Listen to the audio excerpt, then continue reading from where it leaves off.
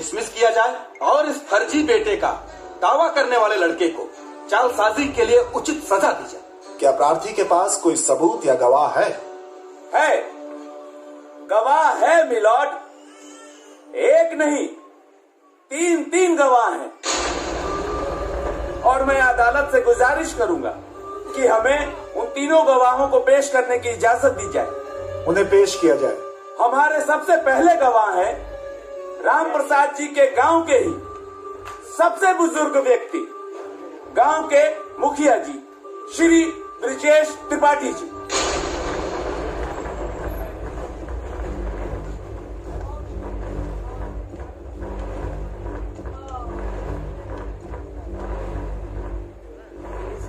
हुजूर, मैं उस खुशी के समय को कैसे भूल सकता हूं जिस दिन गुड्डू का जन्म हुआ था। उस दिन राम प्रसाद जी फूले नहीं समा रहे थे। हमारी खुशी की इन्होंने मुझे ठूस ठूस के लड्डू खिलाया था, वो भी शुद्ध देसी घी के। Any question please? Yes milord. मुखिया जी, क्या मैं जान सकता हूं कि उस लड्डू का साइज क्या था? हुजूर, माई बाप, मुझे क्या मालूम था कि उस लड्डू की साइज बताने के लिए मुझे यहाँ अदालत में आना पड़ेगा। Silence, silence. अगला गवाह पेश किया जाए। पंडित जी, जज साहब को जरा ये बताएं कि जब गुड्डू जी का जन्म हुआ था तो उस समय आपने क्या क्या किया था? जनाब, हम पूरे गांव का जन्म पत्री हम ही बनाते हैं। वैसे वो सौभाग्यशाली ब्राह्मण हम ही हैं जो राम प्रसाद जी के कहने पर गुड्डू बाबू का जन्म पत्री बनाए थे। और राम प्रसाद जी हमको बहुत इनाम दिए थे साहब। 51 रुपया नगद और एक जोड़ा धोती हमको इनाम में दिए थे। और वो धोती साहब हम आज भी संभाल के रखे हुए हैं। बहुत ठीक है पंडित जी, उस धोती को हमेशा के लिए संभाल कर रखिए। बहुत काम की धोती थी वो जी। अब आप जाइए। देखा मिलॉर्ड, जब गांव में कोई बच्चा पैदा होता है तो वहां दाई माँ का महत्वपूर्ण योगदान होता है। मिलॉर्ड, जब गुड्डू जी पैदा हुए थे तो वहां भी एक दाई माँ मौजूद थी। मैं उसी दाई माँ को इस अदालत में पेश करता हूं। आइए। हाँ तो दाई माँ, जब गुड्डू जी का जन्म हुआ था तो क्या क्या हुआ था, जज साहब को बताइए। माई बाप, हम ही है जे गुड्डू बबुआ के नाक कटले रही। और सरकार, हमरा वो दिन अच्छे से याद है जब नार की कटाई में राम प्रसाद जी हमरा के सोने की सिकड़ी देले रहलन, जन आज भी हम पहिरले बानी। सुरहो आना सच बा सरकार कि गुड्डू बबुआ राम प्रसाद जी के सुपुत्र बाड़े। अब आप जा सकते।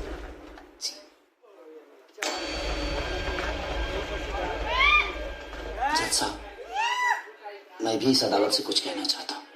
इजाजत है। जज साहब, जिस उम्र में इनको तीर्थ यात्रा करना चाहिए उस उम्र में शादी करके बाप बेटे के अटूट रिश्ते को कलंकित करना चाहते हैं, ये बदनाम करना चाहते हैं, ये ऑर्डर ऑर्डर पूरे समाज में हमें गिराना चाहते हैं। मैं कैसे बर्दाश्त करूं, कैसे करूं? शांति। एक बेटे पे क्या गुजर रही है मैं कैसे आपको बताऊं जज साहब? ऑर्डर ऑर्डर, अपनी भावनाओं को कंट्रोल कीजिए। कैसे करूं? ये अदालत है और अदालत की एक मर्यादा होती है। इस केस का फैसला अदालत कल सुनाएगी। जज साहब, ऐसा मत करिए, कल शादी है इनकी, मैं बर्बाद हो जाऊंगा जज साहब, मैं बर्बाद हो जाऊंगा। प्लीज आज ही फैसला सुनाइए, कल तो शादी हो जाएगी इनकी जज साहब। यार सब ठीक हो जाए, सब तबाह हो जाए यार। अरे सब ठीक हो जाए। आई चल चल चल। अरे फैसला हमनी के हक में आए होकर चिंता। गुड्डू जी, केस की सुनवाई पूरी हो गई, अब निर्णय आना बाकी है। आपको क्या लग रहा है? देखिए, मैं सत्य के साथ हूँ जी। और भगवान कृष्ण ने गीता में कहा है जी, सत्य परेशान हो सकता है पर पराजित नहीं। बेटा तो बेटा होता है। हर बाप अपने बेटे के अंदर राम और श्रवण कुमार की छवि देखना चाहता है। लेकिन वो आपके बाप है, रिश्ते भी कुछ मायने रखते हैं। देखिए, एक बाप बेटा के साथ साथ ये एक हक की लड़ाई है और सत्य की लड़ाई है। और मुझे पता है कि मेरे साथ भगवान है और कमीना प्रसाद।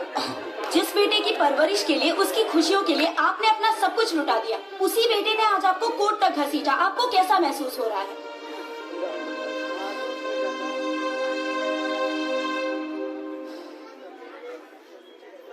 यह मुकदमा हिंदुस्तान के हर बेटों के लिए एक सबक साबित होगा। Thank you.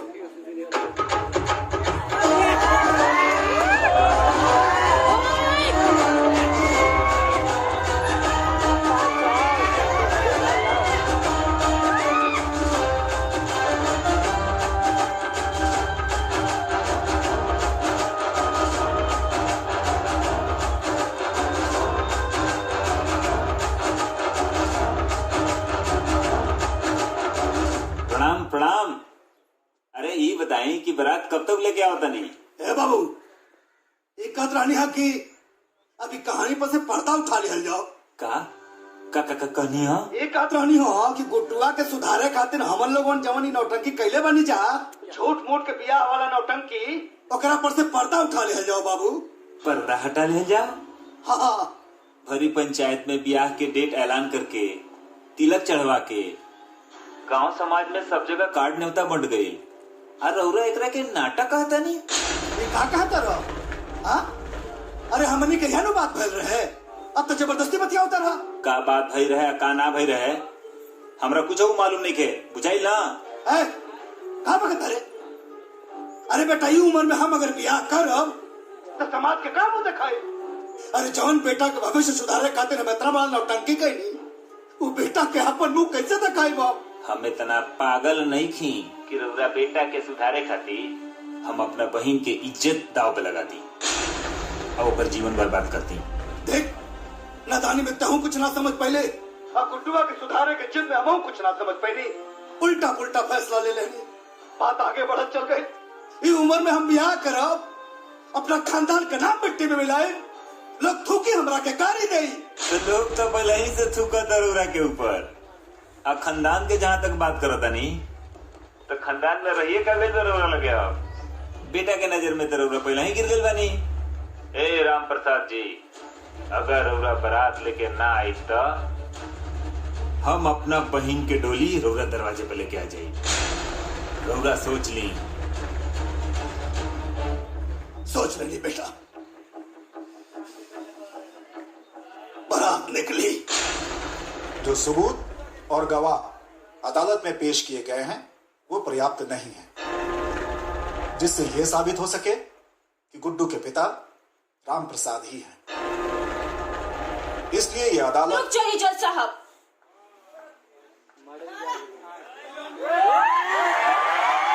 गुड्डू की वोटर आईडी आ चुकी है। वोटर आईडी ये दे दीजिए।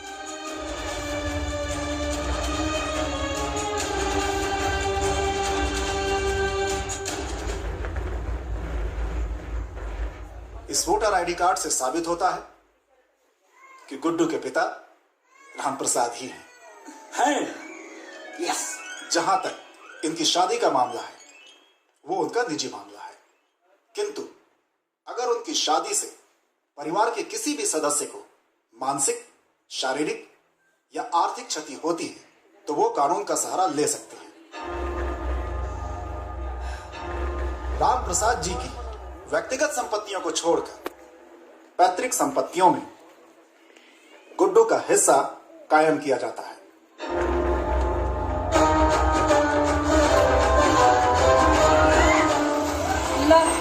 आ गई। बंद कर, बंद कर।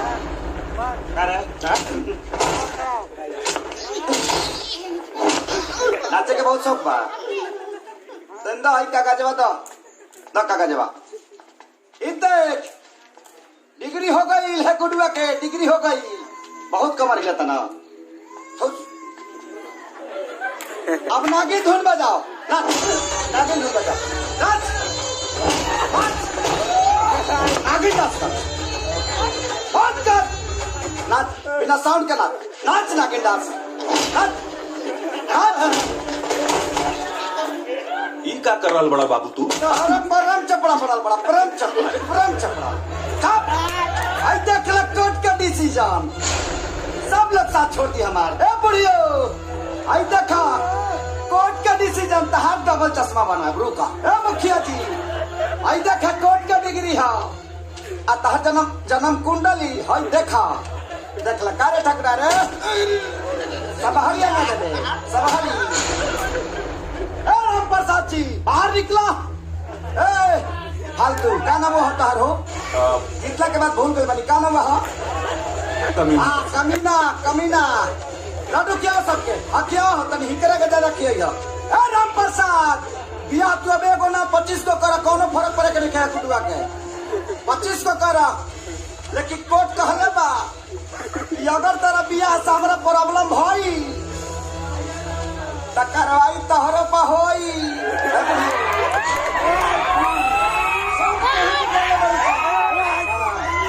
राम प्रसाद जी बाहर निकला निकला बाहर। अब गुडुआ के आके ना जमींदारी हो गई बाजी गुडुआ के भैया अरे भैया कमा भैया चुप मारे हमसे ड्राइवर खानी मुंह लेके आई बड़े। राम प्रसाद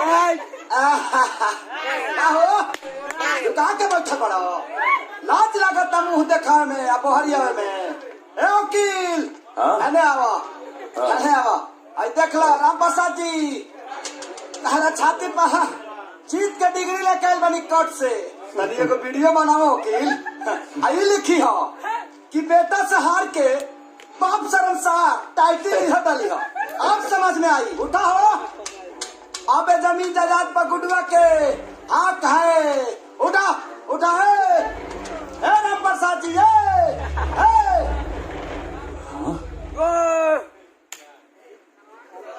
भाजी भाजी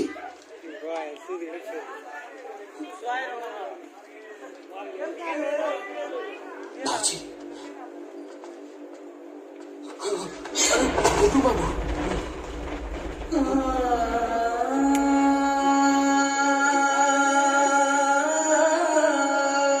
बाबू ए हमार बाबू बाबू बाबू का रे गुडुआ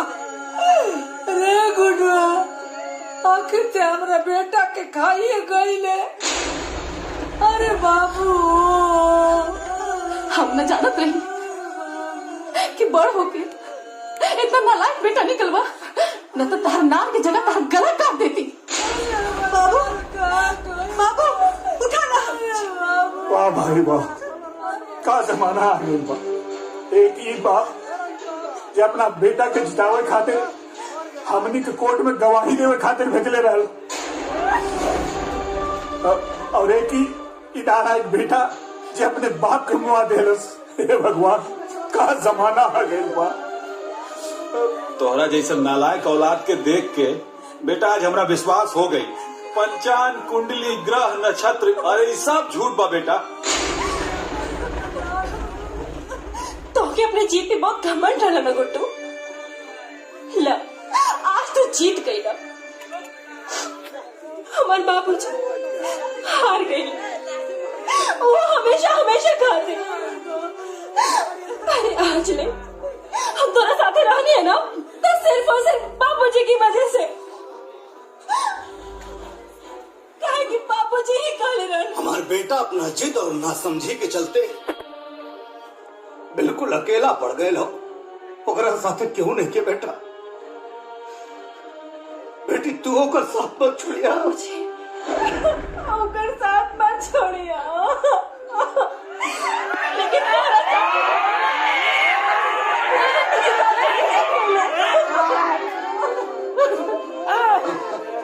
बाबूजी ए बाबूजी ए उठे ना। ए दादा उठा ना। ए दादा हमको छोड़ के ना जाए दादा। गुड्डू बाबूजी ए बाबूजी ए बाबूजी ए गुड्डू ए बाबूजी ए गुड्डू अरे तोरा के सुधारे खातिर ये सब नौटंकी कैले रहनी। अरे पगला हम बियाह करली उम्र में बाल काला करे से क्यों जवान हो जाला रे गुडुआ।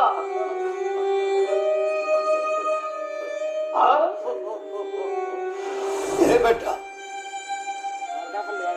तोरे लापरवाही से ना बहुत परेशान हो गए। हमके लागल कि तोर भविष्य खराब हो जाए। ए ना देखो नौटंकी करने रे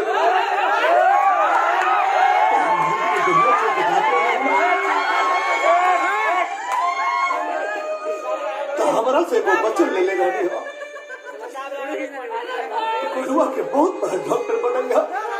बेटा कर्जा लेके हम तुम्हारा एडमिशन मेडिकल कॉलेज में कर दोगे, लेकिन तू तो बिचौले में छोड़ के चलेगा। हमके बहुत गुस्सा लगा जब ते मेडिकल कॉलेज छोड़ के चले लिया था। सोचनी कि तोरे माई का कहा जवाब दे। इन खातिर डरवावे खातिर झूठ मूठ के ब्याह का नाटक कहनी। अरे पागल, बचपन में जब तक छोड़ कर रहे रू और कोनो बात ना मानत रहे आना तो भूत का और शेर के भालू के बहाना वाला या नौटंकी करी दबाग के आके हमारा गोते बैठ जात रहे। हमारा इतना पुत्र रहे बेटा कि तब बहुत बड़ा हो गई रे। गुडुआ बहुत बड़ा हो गई ना, वो ना डरा।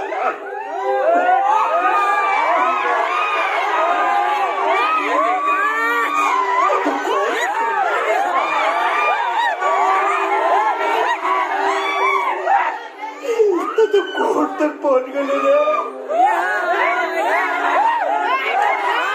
ये ना कुछ नहीं की जमाना कर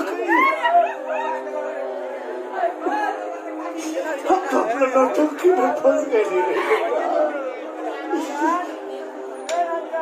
अपराध हो गई रे बेटा, हम अपना नौटंकी में फंस गए थे। हमसे गलती हो गई रे गुडुआ। एक बेर लौटा रे बेटा।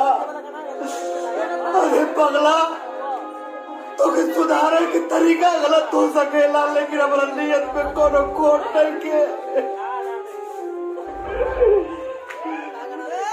गुरुआ, हम थोड़ा बड़ा प्यार करी रे।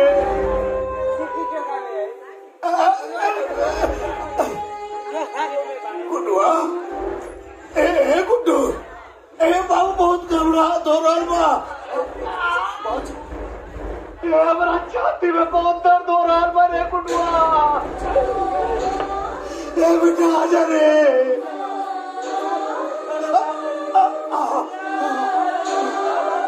भगवान, प्रभु, ऐसा मत करिया। हमारा लड़का के आ जाएगा बाबा। ए भोले बाबा, ए गुड्डू, गुडुआ ना बाबूजी।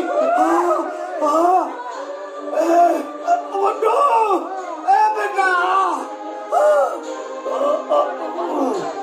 हमार गुड्डू, गुड्डू आ गई। हमार गुड्डू आ गई। गुड्डू, गुड्डू, गुड्डू, गुड्डू, गुड्डू रे।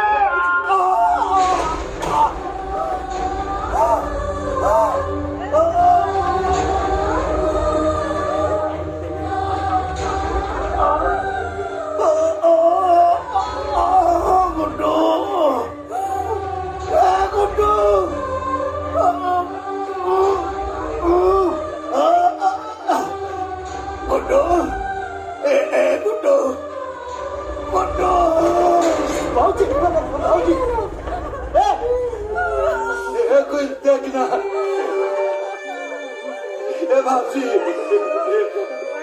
बाबूजी,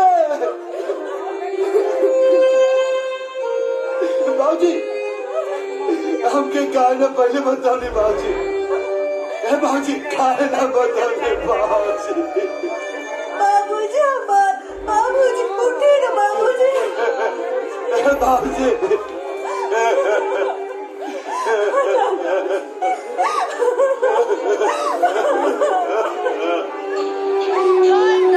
मुखिया जी देखिए ना। बेटा मुखिया जी,